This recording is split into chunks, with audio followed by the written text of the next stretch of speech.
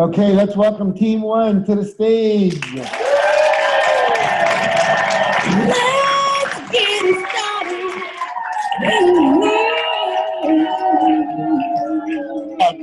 Washington State, New Jersey, Team 1.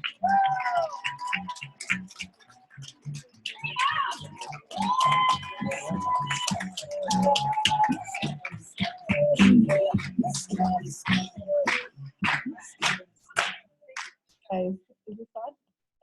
Yeah. Okay. Thank you guys, welcome, and we are ready to party.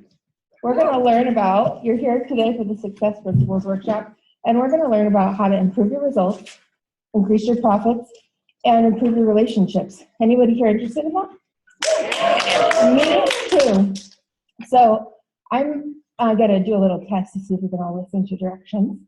And I'm going to introduce our panel, but first I'm going to show you a little thing. Instead of clapping for everyone, which is going to take 2 minutes, I'm going to say a name and we're going to clap. So, Natasha, great, we work. So, introducing Robert, Business Development Consultant, Robert King. Coach and trainer, Tracy Isaac. Guru of It Works and Hot Bod Mom, Denise Walsh. Entrepreneur and author, Brandon Hall. And I am right here. Hi, Natasha.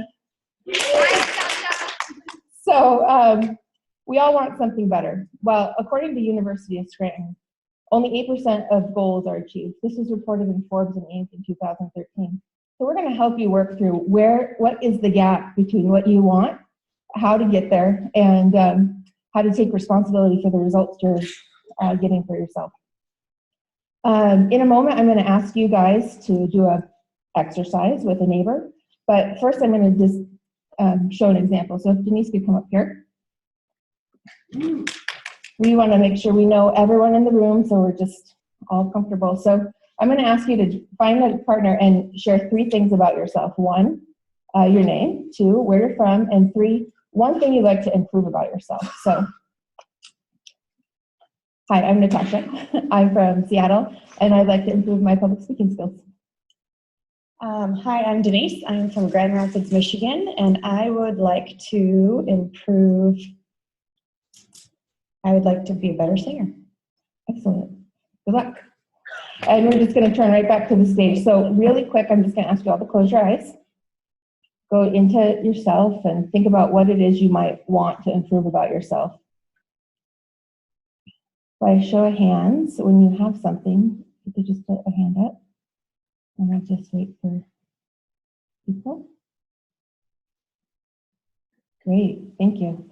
All right, so if you could turn to a neighbor, you're all at round table, so you should have one. If you don't, please raise a hand. And then wait for me to say go, and then I'm going to ask you to share. Does everyone have a neighbor? Oh, we need if we could get an assistant over here for Jackie. Jacqueline? Great, everyone settled? All right, I'm going to give you 30 seconds, and I'm going to ask you to share your name, where you're from, and one thing you'd like to improve about yourself. Go.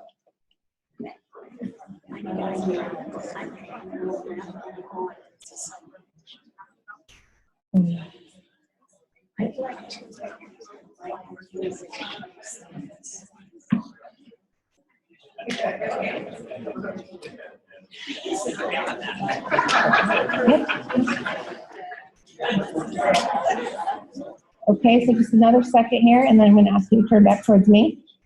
Have we all had a chance to share? Great, thank you. So, we all are here to improve something. You just shared that with your neighbor. By show of hands, who feels a little bit more connected with their neighbor? Great. So everyone in this room has something to improve about themselves that they're here to work on, whether it's relationships, money, career, world peace. So just know you're in a safe place and feel comfortable to get into the exercises in the program as we continue. And with that, I am going to hand you off to Denise. Thank you, Natasha. All right, how many of you would like more responsibility in your life? Anyone? Anyone? Yeah, that's what I first thought too. But what if I tell you that having more responsibility will actually give you more control, more happiness, more joy, more satisfaction? Anybody want those things? Yeah. Well, in order to achieve more happiness, more joy, more life satisfaction, principle number one is to take 100% responsibility for everything that happens in your life. 100% responsibility for your finances, 100% responsibility for your relationships, 100% responsibility for your career, for your health, right? Now, some people would say that you are 100% responsible for anything and everything that happens in your life. So if lightning strikes or you get sick or something happens, that you did something to cause or allow it, right? Well, I'm not standing up here high enough in consciousness to know exactly how that all works. But what I'm going to suggest today is that we act as if we're 100% responsible. Because what I've learned over the past few years in doing this work is that those who act as if they have 100% responsibility, their life just works better. It just does. So can you all agree with me today that we are just going to act as if we have 100% responsibility? Can you agree to that? Yes. Okay. Well, now that you've all agreed, I am here to tell you that you now have to give up 3 things. Because in order to take 100% responsibility for your life, you have to give up blaming, complaining, and excuses. So let's talk about excuses, right? Excuses. If you set a goal or are saying that you want to do something, yet you find yourself making excuses about why it's not happening, let's just be honest, it's not that important to you. Not that important to you. So get real with yourself. Stop making excuses. Blaming. Blaming is a really interesting one because at the end of the day, when you're blaming, you are giving away your power. You are. You're saying that someone else is responsible for your internal happiness and your external results. Who chose the job? You did. Who ate the brownie? You did. Who chose to marry that guy? You did. Every single choice in our life is truly up to us. And then there's complaining. This one is my favorite. How many of you have ever complained ever in your whole life? Maybe even this morning, right? It's just it's human nature to complain often. It's just a habit that we get into. But if we're going to take 100% responsibility, we have to give that up too. So the reason why complaining doesn't work, there's 2 big reasons. Number one is that we often complain to the wrong person. Have you ever seen that where, the husband comes home from work and complains to the wife about the boss, and then goes to work and complains about the wife to the boss? Did I say that right? Yeah? Yeah, because it doesn't work. You're complaining to somebody who can't actually fix the situation. So we often complain to the wrong person. The second thing is we often complain about things we actually can do something about. We have expectation or a desire that's not being met. We can actually change it. We have that, right? Because you don't ever hear anybody complain about gravity, do you? At the old person home, you don't see people with their walker going, "Oh, gravity. I hate gravity." When in fact, gravity is bothersome because what your boobs say, your back hurts, right? But we don't complain about gravity. Why? Because you can't do anything about it. Absolutely. So I was listening to The Success Principles. If you haven't heard about that book, it's a really good one. And I was listening to this in my car in Michigan where there happened to be 3 feet of snow. And I was like, Jack, I gotcha. I can complain about the weather. Because you know what? I don't have control over the weather. I can't tell it to be sunny and beautiful, or I can't control if it snows or sleets. And in the back of my head, Jack Canfield said, "You choose to live here." And I thought, dang it, he's got me. We choose every aspect of our life, which means we have to take responsibility. So when you notice that you're blaming, you're complaining, or you're making excuses, that's a cue. That's a sign that you're not taking responsibility. So when you notice these things popping up for you in your life, I want you to ask yourself this question. What did I do to create or allow this to happen? And what can I do to create a new outcome? Tracy.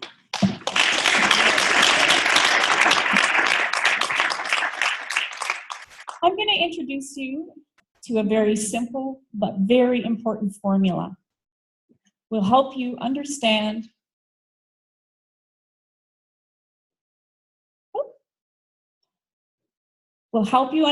taking responsibility, and that is E plus R equals O. Let's break that down. The E stands for the event. It's what's happened. The R is your response to that event. And the O is the outcome.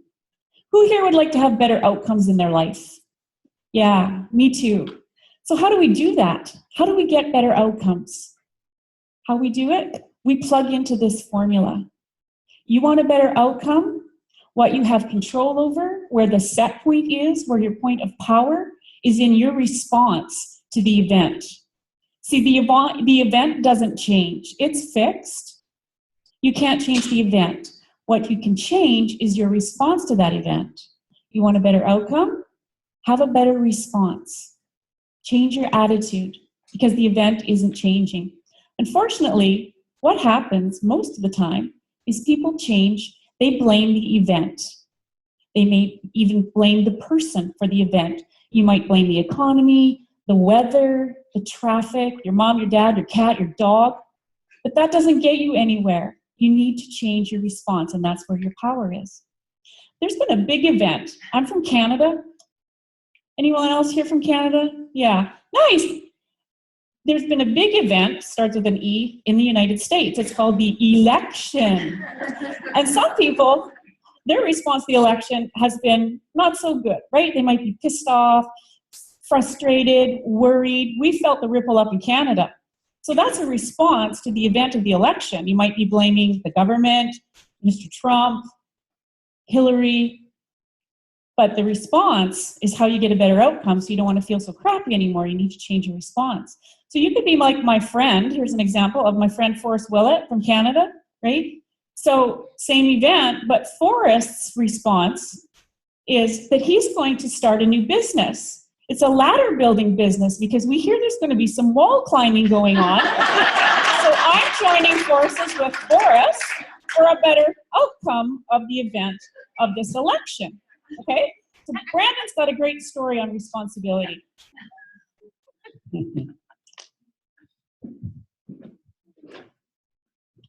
Thank you, Tracy. Good morning. Good morning. Tracy and then Denise were talking about responsibility. If you remember, Denise said three things about we have to be willing to let go of, to get rid of. We have to give up complaining, we have to give up blaming, and we have to give up excuses. I want to tell you about something that really brought that home to me. 30 years ago, flying into Atlanta, getting out of the airplane, debarking. Oh, I don't remember barking. It's funny how you, but when I was walking down the concourse, made a stop, headed to baggage claim. When you're approaching baggage claim, what's the worst thing that can happen when you arrive there? Baggage. Yeah. Luggage, not so much. So my luggage was not there. So who do I blame? The airlines, they screwed me again. They screwed up. Well, so I go over to the counter, excuse me, and they looked it up and they said, I'm sorry, Mr. Hall, your baggage did arrive. It went through the scanner here. What's the next most worst thing that can happen to your luggage when you get to baggage claim? Somebody made off with it. Yeah. So I'm no longer blaming the airlines. I'm now blaming somebody. I don't know who it is out there, but somebody's got my stuff. Okay? I lived in Atlanta 30 years ago. A couple years later, I went to the self-esteem seminar and learned about responsibility and this idea about complaining and blaming, and how the alternative to that is to look at what we create, okay, and what we allow to have happen. So I had to, in that seminar, I had to retell that story from the point of view of how did I create or allow that.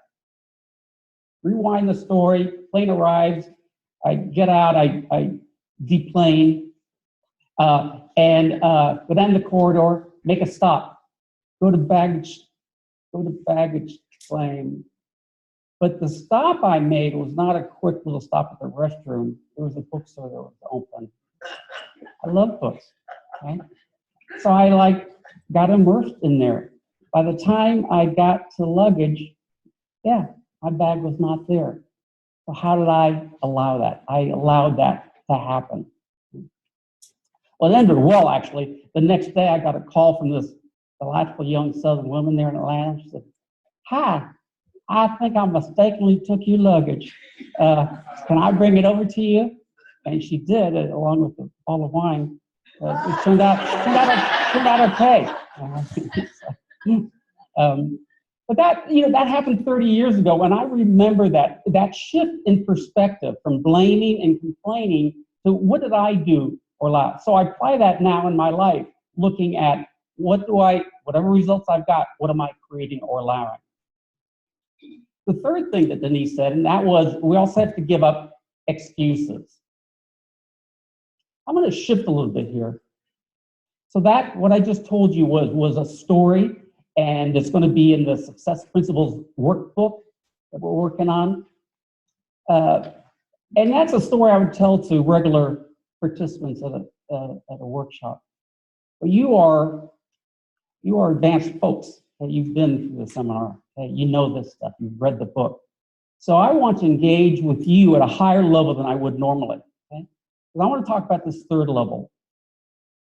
We have to give up making excuses. And I'll tell you something about me. I am realizing what some of my excuses are, okay? And there's plenty of them. And the way that excuses show up is when you have a commitment to something, when you have a goal that you want to make happen and it doesn't happen. If you want to avoid having to make excuses, just don't have any goals. But I do have some goals. I do have some significant things. And my excuses, though, are, I don't have enough energy. This is going to be too hard. It's going to take too much time. And there's a place I want to get to. And so the subtitle of the book is Where You Want to Be. Well, the place I want to be is I want to be the man that I've always wanted to be. I nearly died 5 years ago, and maybe I did die, and I have a new chance now to create the life that I want. I want to make a difference, and that's important to me. And every day I live with that, and this frustration around this delta, this gap between where I want to be and where I am. And so here's what I'm doing. So today, right now, I'm making a commitment. I'm going to level up myself to identify, become aware of my excuses, and instead focus on applying to a greater level the success principles. Roadmap is here. Okay, I'm writing about it. We're all working on this stuff. So that's the opportunity for all of us to identify our excuses, identify what's getting in the way, and to make our lives the way we want them to be, so we can make the difference that we want to make out there. Thank you. Now I'm going to ask Robert to come up, and he's going to walk you through an exercise around applying those same notions to yourself.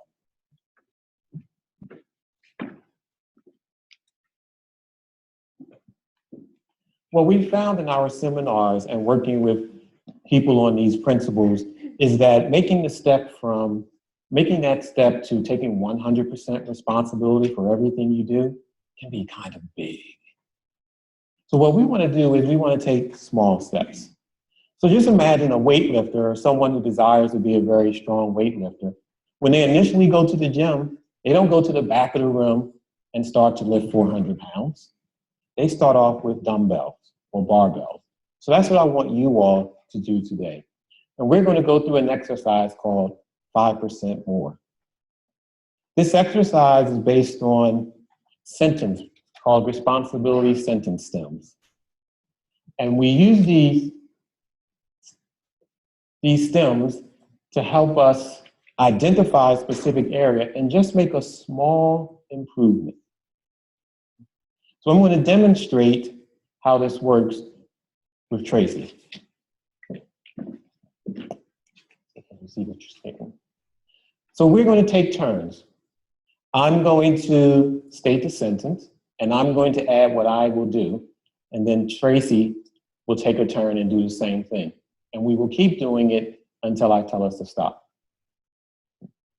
Tracy, if I were to take 5% more responsibility for my health and well-being, I would exercise more. If I were to take 5% more responsibility for the quality of my relationships, I would listen better. If I were to take 5% more responsibility for the quality of my relationships, I would go on date nights with my daughter. If I were to accept 5% more responsibility for the quality of my relationships, I would schedule date night with my husband once a week. So I think you got that. So what I want you to do is to find a partner, someone in your general area, and I want you to face each other. You can turn your chairs and knee to knee. I'll give you a few seconds to do that. Anyone who does not have a partner, please raise your hand and the assistants will fill in and help you.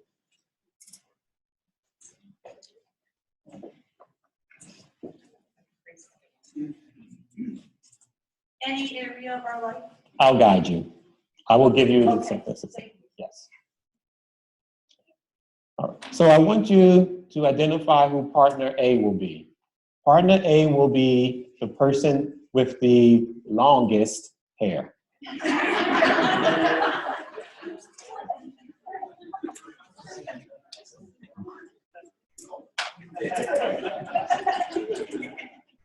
All right. So what I want you to do is to partner A will state what you see on the screen, and then immediately partner B will begin. And I will give you 45 seconds, and then I'll stop you. At that point, okay, we'll go to another. Go.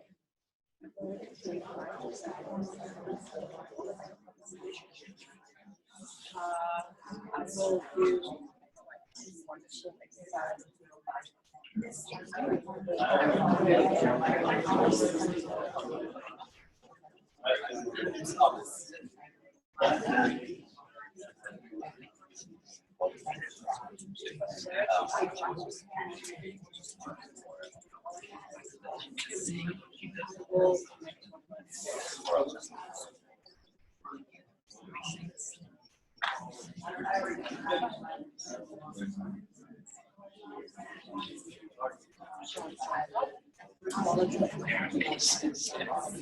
Stop. How did that feel? Okay. Let's try another one.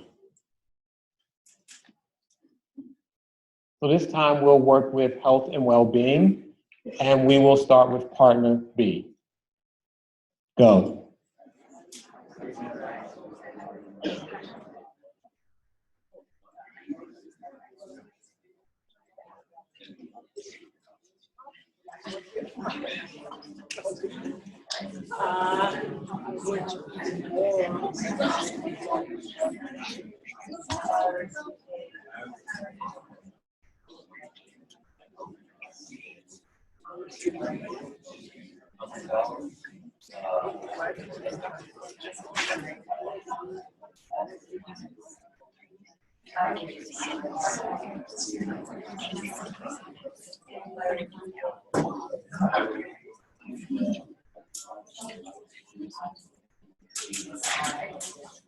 All right, stop. You can stop. Okay, give yourselves a hand.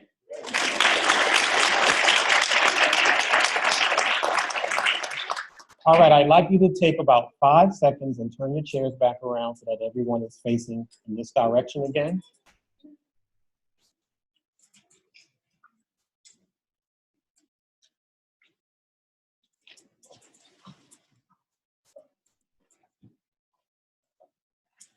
So now that you have identified some things that you can do, what I want you to do is to decide what you can do based on the 2 things that you discussed, health and well-being and the responsibility of your relationships, and pick one thing that you can do in the next 12 hours to start that process, taking action.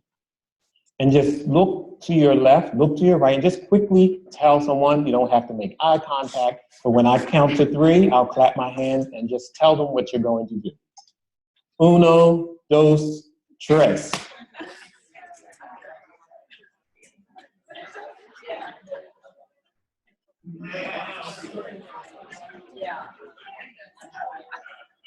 Okay. I just want you to know that you have formally made an informal contract to that person to fulfill whatever it is you said to them. All right, so don't let them down.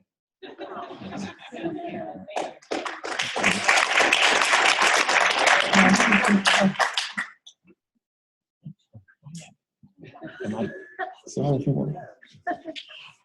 So E plus R equals O, and making 5% more responsibility will occur in your life on an everyday basis. I'm from New Jersey. I traveled 3,000, Jersey in the house, okay. I traveled 3,000 miles on Saturday night after taking my daughter on a tour of NYU. And I arrived in LAX at about 12 o'clock at night. Jumped in a rental car and went to one of the hotel chains that I always go to. And I will not name the hotel. Okay, maybe for a small fee, you can ask me later and I'll tell you and you'll know not to stay there. Okay. So as I checked in, everything went normal and I was exhausted. It was probably about 2:30, maybe 1:30 or 2 in the morning. And I fell on the bed and I crashed. And I had consumed a lot of coffee that day. It was a hectic day. So I got up to go to the bathroom. And I went into the bathroom, pulled my pants down, and when I looked over my shoulder, I saw other guests that were staying with me. Roaches. And they were about to share the toilet with me. Quickly pulled up my pants, didn't go to the bathroom, held everything in, grabbed my gear, ran to the front desk, canceled my reservation, made sure they did not charge me, and I jumped in the car, and this was Sunday morning at about 4:30. I arrived here unshowered, unshaven, did brush my teeth, but that was it. I had a choice. I could have complained, and I could have just given up for that day. And if that wasn't enough, on Sunday evening, as I was going to check into another hotel, I lost my credit cards and my ID. And on Tuesday morning, I was presenting. But I had a choice, and I chose not to get frustrated, not to get upset. I chose my response. And because of my response, I'm here now. And how do I feel? I feel good.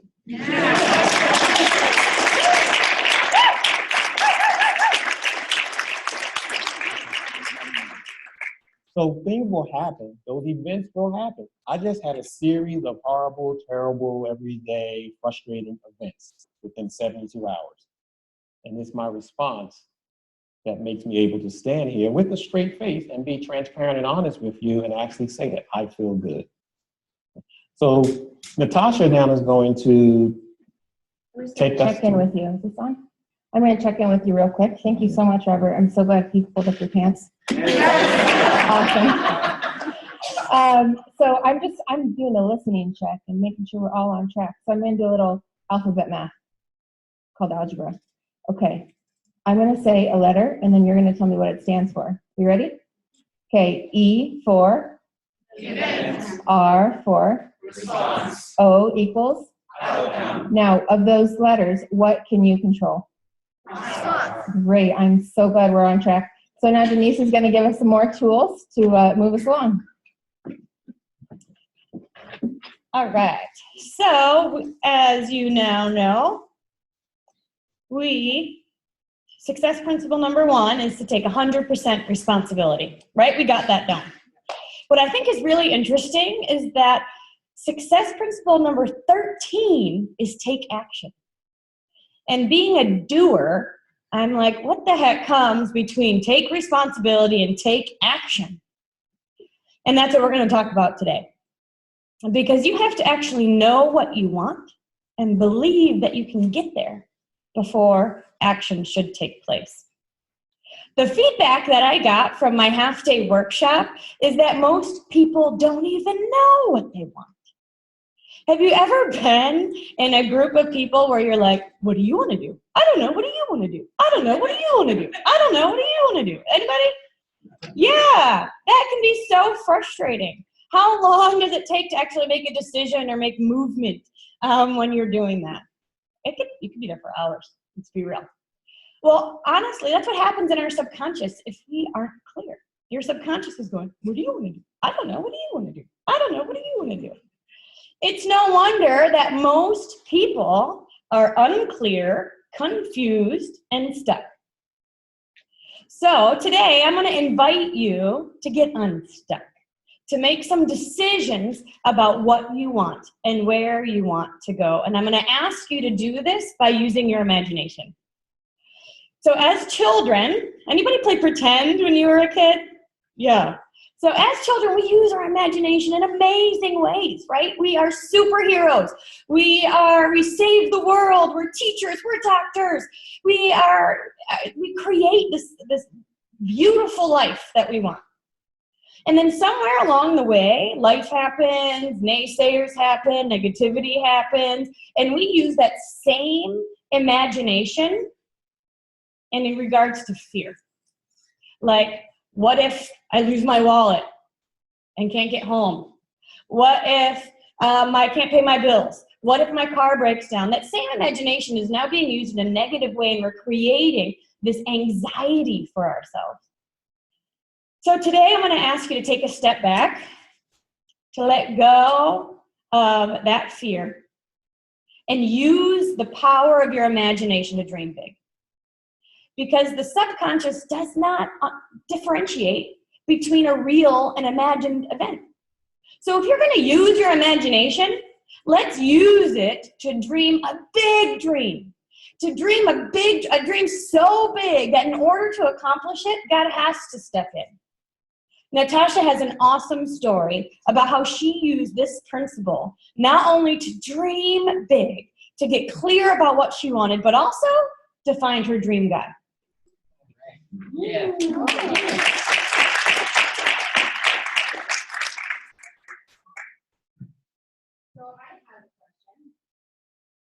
You guys have ever been hungry or wanted a husband?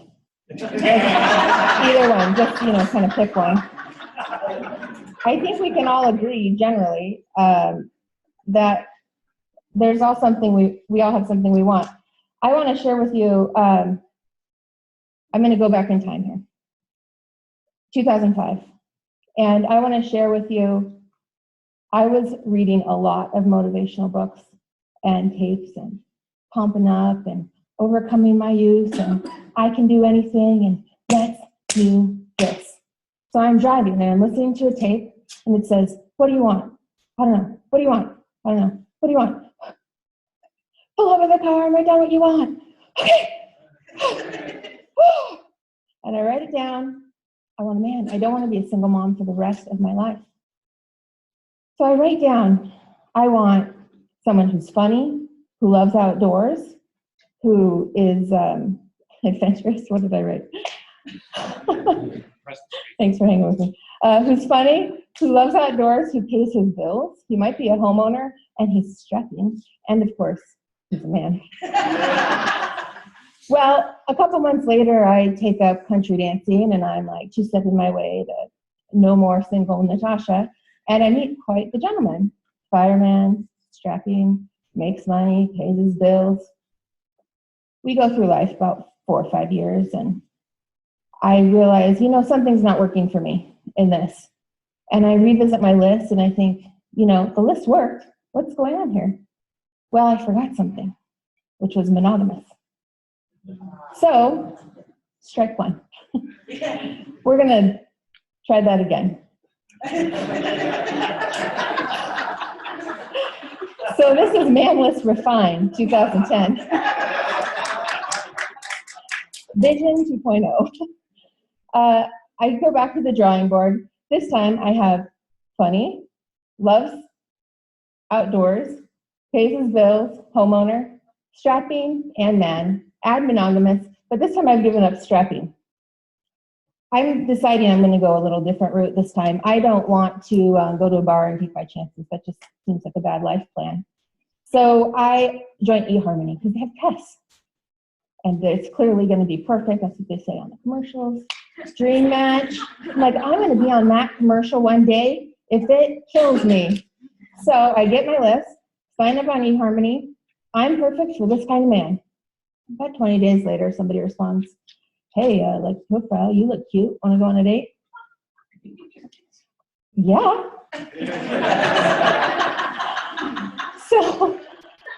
So we go out.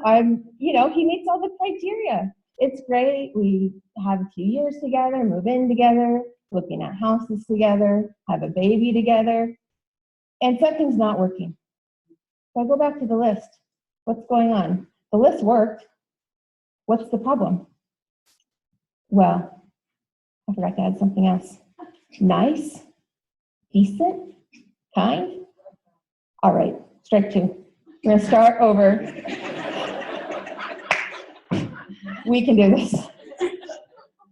This time I'm going to take a little more time. I'm going to think through what I want. Imagine, what does that feel like? Who is this person? How will he affect me? What will my life look like? So I refine it again. And I go, husband list. Are we moving? No. Nope. Husband list. This time, I'm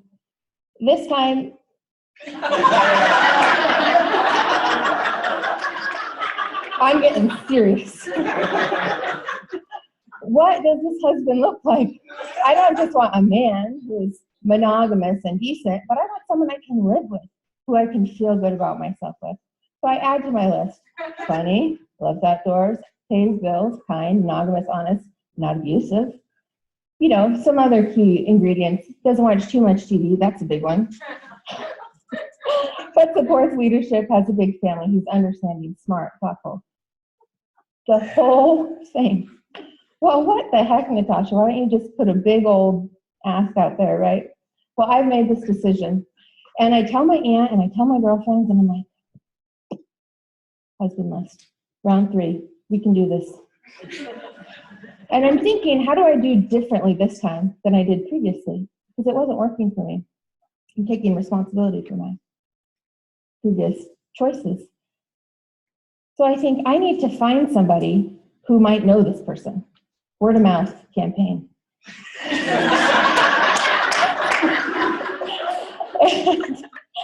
I'm thinking through it and I'm like, oh, there's this guy back in the country dancing bar. His name was Jory. He probably might have a brother or something. I don't really, quite remember.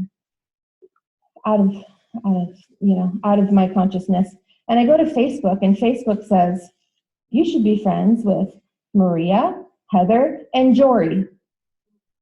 Hey now, you just slowed down, Facebook. You are too fast for me. So okay, it's just a friend request. Friend request. Request accepted. Oh no. Message. Hey, Natasha, why did I not ask you on a date 10 years ago? What is going on? I'm on the floor. My jaw's down. I'm calling my aunt. What? And it exploded. And she's like, you're gonna reel it in. I said, I don't know, Jory, because you're a chicken. To which he cutely responds, well, not anymore. What are you doing on the 17th? I got tickets to the Cirque. You want to go? Yeah! So we go on a date, go to the Cirque. It's great. We fall asleep in a park. He loves the outdoors. He has a big family. He's one of 10 kids, all girl siblings, 9. I'm like, this is like, get out of town with this. This is too much.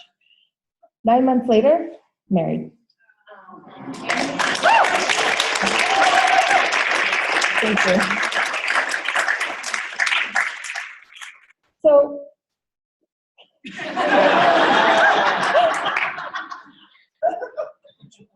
this might be like too big of an idea for some people. I share the story with people and they're like, you are in the clouds.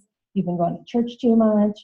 You've been like trying to make dots connect that were never there. And I'm like, no, you just decide. You just decide. So I want to share with you something else. You don't have to be. It doesn't have to just be about the big things. It can be about the little things. Think if you went to the restaurant and you just, it's like the, dive bar down the back alley you would never admit to going to because it's probably not clean, but it's so delicious. And you just really want veggie enchiladas. And you're feeling cute and sassy, and the waiter comes over and says, what do you want? Something cheesy and delicious. It's like, okay, I'll be right back. He comes back and he brings you a quesadilla kids meal. Seriously? What's with the kids meal? Well, you were being smart and childish, so I gave you what you asked for.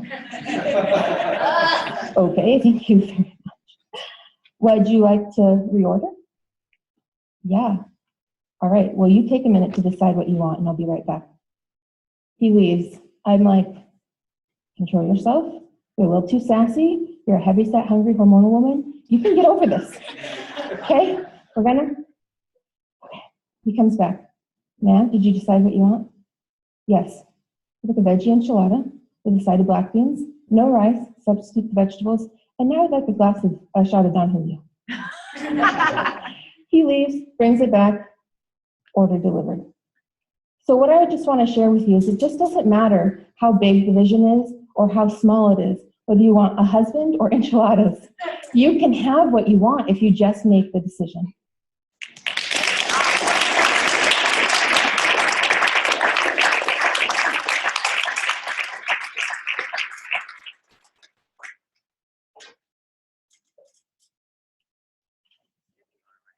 Denise and Natasha have done an excellent job on explaining why it's important that we know what we want. Do you agree? Yeah. So I'm going to explain and walk you through an exercise that's going to help you decide what it is that you want. Sometimes people just don't know what they want, and that's what we're going to do here today with our vision exercise. Does it make sense that it would be quicker and faster if we knew today, within the next 15 minutes, partway into our vision, as opposed to 15 years, to find and attract our dream man or enchiladas, whatever it is that we want? Is that a good idea? Yeah. Who wants to be quicker and faster? Awesome. Okay, that's great. So when we do this exercise, I'm going to encourage you to focus on the what. What is it that you want? And not worry about the how. We don't want to get hung up on details. Because what that might do is when we don't know how we're going to get what we want, we may limit ourselves. And like the girls were saying, we really want to dream big today, right? Use your wildest imagination and dream like a little kid. Think bigger. The vision exercise is a very powerful tool that's going to allow us to go inside ourselves and discover what it is that we want. There are 7 vision categories that in our balanced life: financial, your professional, your career, your fun time and your recreation, your health, your physical fitness, relationships, your personal goals, and your contribution and your legacy. For the sake of time today, we're going to focus on 2 of them. We're going to focus on your finances. Okay, who here would like to have more money or be financially better off than they are now? Me too. Money isn't everything, but for me, it's right up there with oxygen. So we're going to focus on finances today, and we're going to focus on health and fitness. So when we do this exercise, I'm going to ask you to imagine what your ideal life would look like in 12 months from now. In 1 year, if you could have anything that you want, your perfect life, what would that look like for you? So let's get started. I want you to get comfortable. Okay, get comfortable in your chairs. And I want you to close your eyes. Take a deep breath. Go inside yourself and just ask yourself, imagine your ideal life 1 year from now in the area of finances. What would that look like for you? What would be your annual income? What about your savings account? Your credit cards? Just go there now and picture that perfect life. What would be your net worth?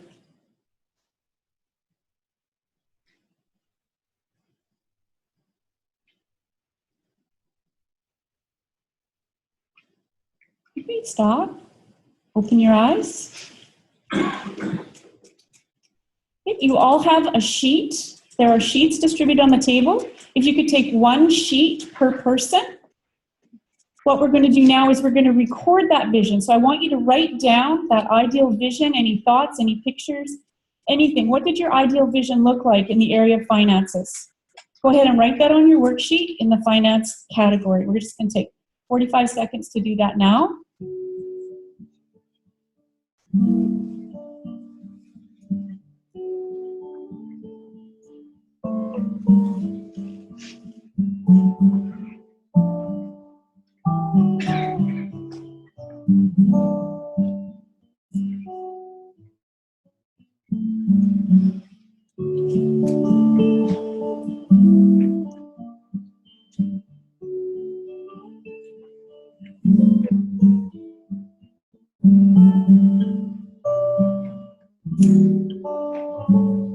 Okay, stop.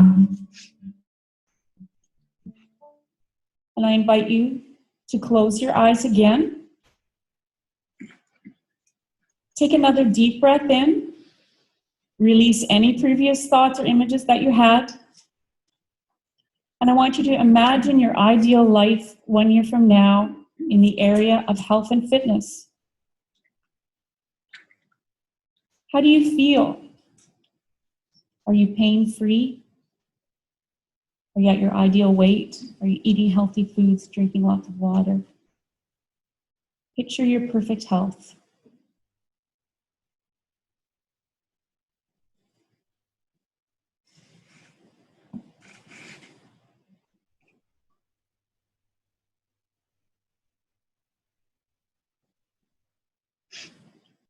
Okay, open your eyes, go to your worksheet, and write down your vision, your perfect vision of your perfect life in health and fitness on your worksheet.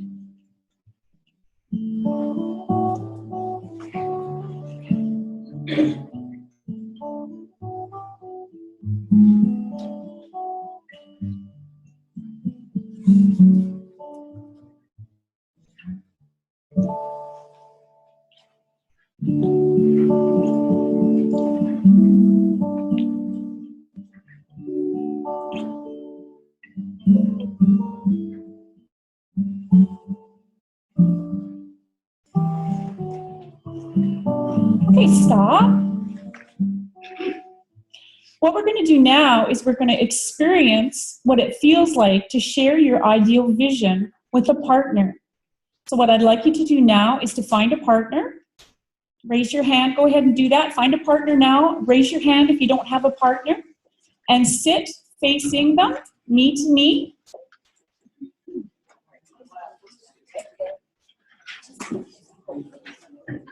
Does everybody have a partner? Raise your hand, please, if you don't have a partner. One of our assistants will step in. So we're going to sit facing knee to knee. The person with the longest hair is going to go first. So who's going first? Put your hands up. Awesome.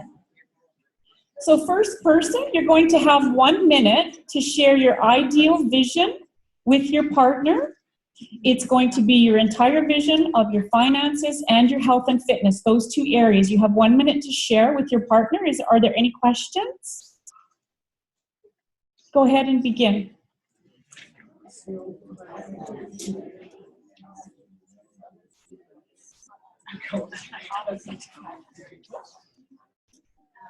Okay.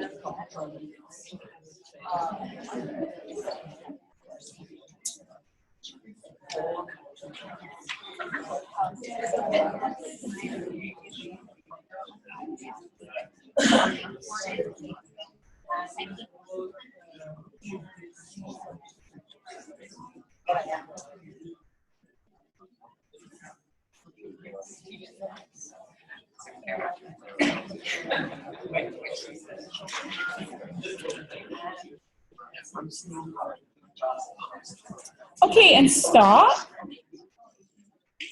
And change roles. Second person. Now share your vision of your finances and your health and fitness with your partner. Go ahead and begin.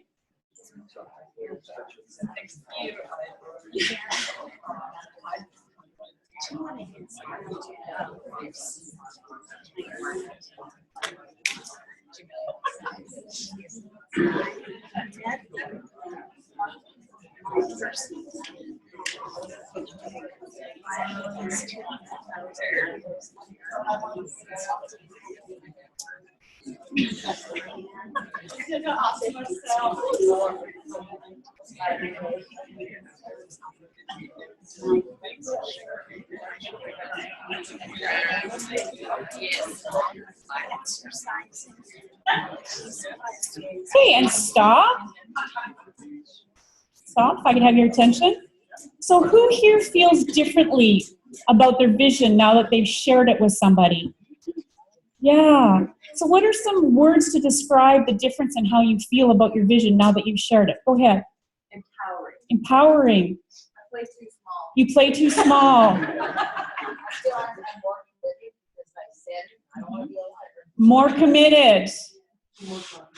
More concrete. Awesome.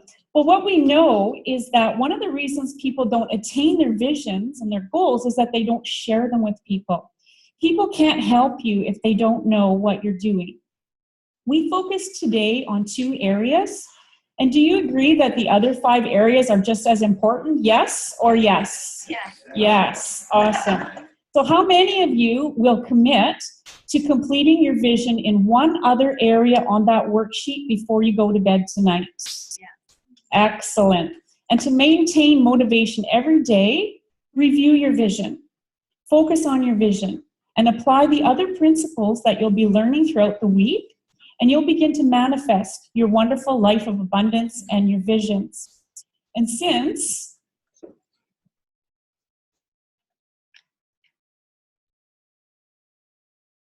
the universe wants to support you, W. Clement Stone says, tell people what you want and they will probably help you do it, because success is a team sport. Brandon? All right. And my team, take it away. Yeah. All right. So we want to just bring this to conclusion, just summarize what you've seen today. And we had 2 of the principles. But number 1, which is altogether, take 100% responsibility. For your life and Very good. Good. Yeah. And the reason that's number 1, yeah, pretty important. And then we also talk about number 3, which is vision to decide what you want. And for each of those, you have an action step, something you committed to for each of those. Okay? So we'll all work on our action plans, our next actions going forward. So I just want to share with you one last vision, which is that I always imagined myself dancing on stage and off stage. So I decided that when I was 5. So I'm going to ask you guys to help us. And up next, you're going to learn about goal setting. But right now, I want to share with you a quote from Les Brown, who says, "You don't have to be great to get started, but you do have to get started to be great."